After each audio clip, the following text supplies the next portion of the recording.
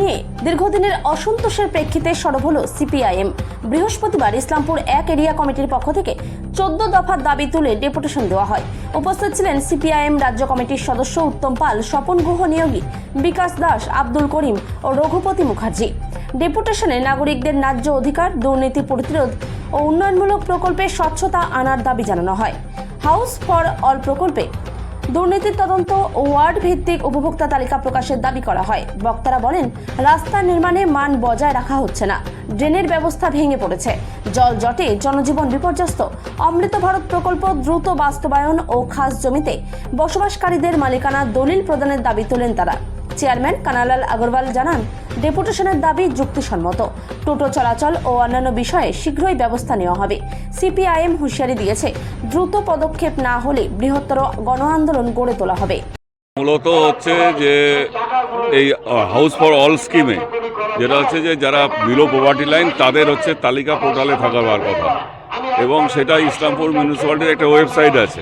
আমরা চেয়ারম্যান সাহেবকে বলেছি যে এটা ওয়েবসাইটে প্রকাশ করুন, তাহলে হচ্ছে যে সিরিয়ালের ক্ষেত্রে হতে পারে যে আমার ইসলামপুরে এই মুহূর্তে 1000 জন আছে কিন্তু 200 স্যাংশন এসছে, তাহলে 200 যে সিরিয়ালটা যাতে জাম্প না হয়, এক্ষেত্রে যাতে কাউন্সিলররা কাটমানি খাওয়ার কোনো সুযোগ না পায় সেই জায়গাটা দেখতে হবে। আমরা নির্দিষ্টভাবে কারোর বিরুদ্ধে অভিযোগ করিনি যে কোনো কাউন্সিলর নির্দিষ্টভাবে করিনি, কিন্তু অভিযোগ আছে, তিনিও সেটা স্বীকার করেন এবং আমরা দৃষ্টান্ত দিয়ে দেখে উনি বলেছেন যে লিস্টগুলো থাকলে আমাকে দিতে, এবং আমরা বলেছি যে কয়েকটা ওয়ার্ডের ক্ষেত্রে আছে, আমরা সেটা জানাবো। দ্বিতীয়ত মূলত যেটা হচ্ছে যে ইসলামপুর পৌরসভার যে যানজটের যে সমস্যাটা, এটা হচ্ছে চরম। আমরা বাইপাস করলাম দীর্ঘ আন্দোলনের ফলে যানজট মুক্ত হলো কি শহর, সেটা হয়নি।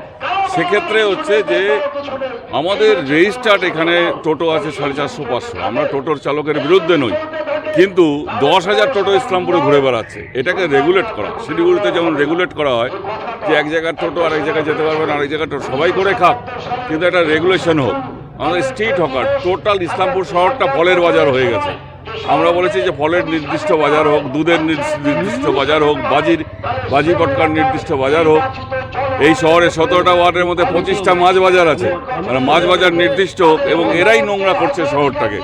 ফলে এইটাকে রেগুলেট করা হোক, কন্ট্রোল করা হোক। আর ড্রেনগুলো যেগুলো হচ্ছে যে ঢাকনা দেওয়া নেই, সেটা ঢাকনা দেওয়ার ব্যবস্থা হোক, এবং গার্বেজ নিয়ে যাওয়ার ক্ষেত্রে, ডাম্পিং গ্রাউন্ডে নিয়ে যাওয়ার ক্ষেত্রে যে নিয়ম আছে প্লাস্টিক দিয়ে ঢেকে, সেটা না হলে এরা খোলা নিয়ে যাচ্ছে, এবং ডাম্পিং গ্রাউন্ডের হাইড্রোলিক হচ্ছে উঠে যাচ্ছে এবং নোংরা রাস্তায় পড়ছে, এবং হাওয়া এসে সেটা হচ্ছে গড়াগড়ি খাচ্ছে।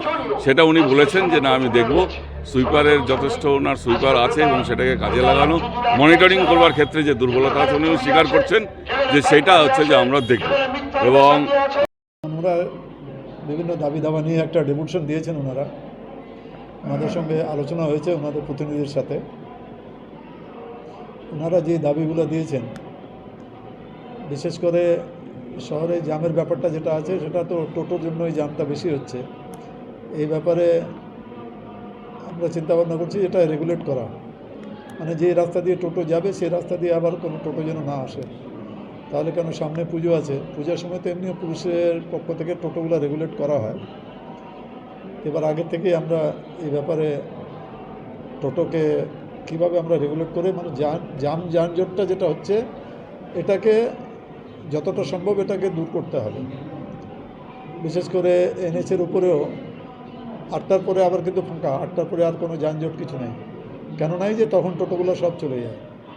এর আগেও আমরা চেষ্টা করেছিলাম, এখনও ওনাদের সঙ্গে কথা বলে টোটোর যারা প্রতিনিধি আছে, বিশেষ করে এরা যারা টোটো তৈরি করে, রোজ একটা করে টোটো 10টা-20টা করে টোটো তৈরি করছে আর মার্কেটে ছেড়ে দিচ্ছে। এদের টোটো তৈরি করার, ম্যানুফ্যাকচারিং করার পারমিশন আছে কিনা আমার সন্দেহ আছে। তো অ্যাডমিনিস্ট্রেশনকে বলে যারা টোটো তৈরি করে এরা কোন আইনে টোটোগুলো খালি অ্যাসেম্বলিং করে দিচ্ছে, অ্যাসেম্বলিং করে রাস্তায় নামা দিচ্ছে। তো টোটোর সংখ্যাটা অনেক বেশি আছে। আর ওনারা ওই যেটা শান্তিনগরে যেটা আন্ডারপাস হবে, সেটা তো মোটামুটি আমার কাছে যা খবর আছে ওটা স্যাংশন হয়েই আছে।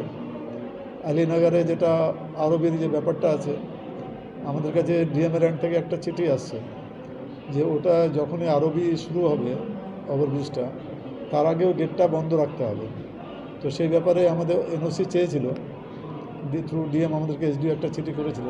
তো সেটা আমরা চিঠি রেডি করে নিয়েছি যে আমাদের কোনো আপত্তি নেই, সেই হিসাবে আমরা ওখানে কাউন্সিলর যে আছেন গুরুদাস সাহা, তাকে বলেছিলাম যে ব্যাপারটা একটু সার্ভে করে নিতে।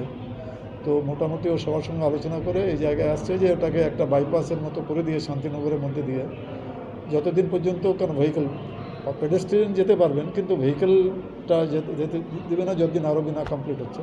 তো আমরা আমাদের তরফ থেকে এনওসিটা দিয়ে দেবো। মার্কেটের ব্যাপারেও ওনাদের কিছু যে সব জায়গায় ওনাদের বক্তব্য ছিল ফলওয়ালা সব জায়গায় বসে যাচ্ছে। তো আমাদের যেটা সমস্যা হলো, আমাদের কোনো পার্টিকুলারলি জায়গা নেই তো যেখানে আমরা এই ফলওয়ালাকে বা অন্য যেগুলো আছে জাম যেগুলো আছে ওগুলোকে শিফট করে। তো একটা প্রস্তাব আমরা আলোচনা করলাম, এখানে এনএচের কাছে একটা জমি আছে, সেটা যদি ডিপার্টমেন্টাল ট্রান্সফার করা যায়, এই আদর্শ যেখানে পূজা করে তার পাশে একটা বড় প্লট আছে, সেটা থেকে আমরা একটা প্ল্যানিং করে গভর্নমেন্টকে বলে ওটা যদি ডিপার্টমেন্টাল ট্রান্সফার আমরা করাতে পারি তাহলে ওই কাজ অনেক কাজে লাগবে ওটা। তো সেই ব্যাপারে আমরা আলোচনায় আছে। বলছিলাম স্যার, আরেকটা ওরা গুরুতর অভিযোগ যে এনেছে যে সরকারি ঘর যেগুলো রয়েছে সেই ঘরগুলো যেই ওয়ার্ডে আসছে কাউন্সিলররা নাকি সেখান থেকে কোনো কমিশন চাইছে কিংবা এরকম একটা অভিযোগ করেছে, সেই বিষয়ে কি বলবেন? সরকারি ঘর না, হাউস ফর অলের যে ঘরগুলো আছে, হাউস ফর অলের ঘরের যেটা ইনকোয়ারি হয়েছিল আজ থেকে 8-9 বছর আগে হয়েছিল, সেই ঘরগুলোই এখন হচ্ছে। তো সমস্যা হয় যে গভর্নমেন্ট তো যখন আমাদেরকে বলে যে ভাই অ্যাট এ টাইম তো সব ঘরের টাকা গভর্নমেন্ট পাঠায় না, এখানে যখনই টাকা আসে তখন একটা ধরেন যে আমরা হয়তো 200 ঘরের টাকা পেলাম, তো সেই হিসাবে আমরা ওয়ার্ডে বলে দিই যে আপনারা এই 10টা করে ঘর করে আপনারা এই নামগুলো দেন। তো সেই ব্যাপারে আমরা বলেছি সেভাবে নামগুলো না হয় কেউই বাকি থাকবে না, 100% ঘর হবে। যদি সে না নিতে চায়, আমরা অনেকে 45,000 করে প্রথম কিস্তি দিয়েছিলাম, কিন্তু বেশি কিছু লোক আবার এসে বলছে না আমরা ঘর বানাতে পারবো না, তা সেই টাকাটা ফেরত দিয়ে গেছে। তো যদি সে আনউইলিং না থাকে তাহলে সে ঘর পাবে।